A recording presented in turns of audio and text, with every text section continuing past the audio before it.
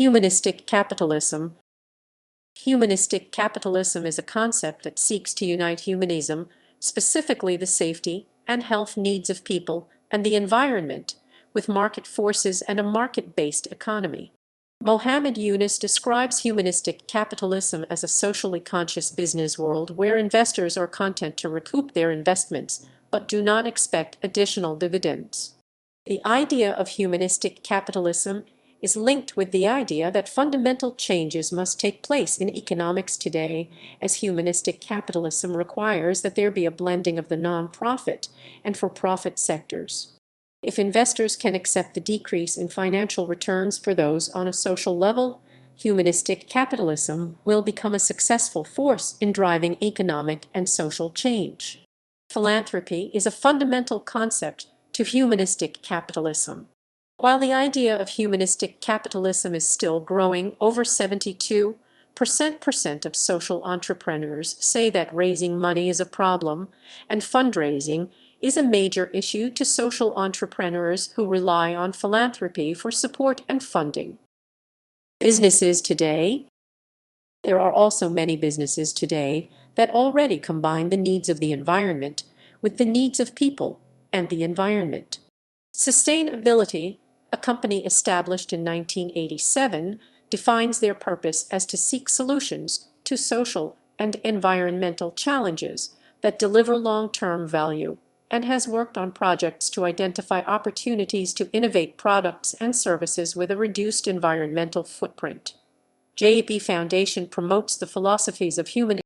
The principles of just enough profit JEP are used by companies to define what they stand for, how they treat their customers and employees, and how they serve humanity. Other views. In Willis Harman's seminal paper Humanistic Capitalism, another alternative journal of humanistic psychology, Vol. 14, No. 1, Winter 1974, he writes, corporations must assume an active responsibility for creating a healthy society and a habitable planet, not as a gesture to improve corporate image or as a moralistically undertaken.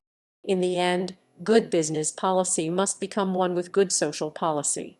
Ira Roter, a professor in the political science department at the University of Hawaii, promoted humanistic capitalism as a way to restore power to the people of Hawaii and their environment. He advocated that all growth be sustainable, self-reliant, and not only focused on profit, but the needs of people. Another key concept of humanistic capitalism, he added, is a democratic economy based on cooperation and openness in order to meet the needs of Hawaii's people and environment.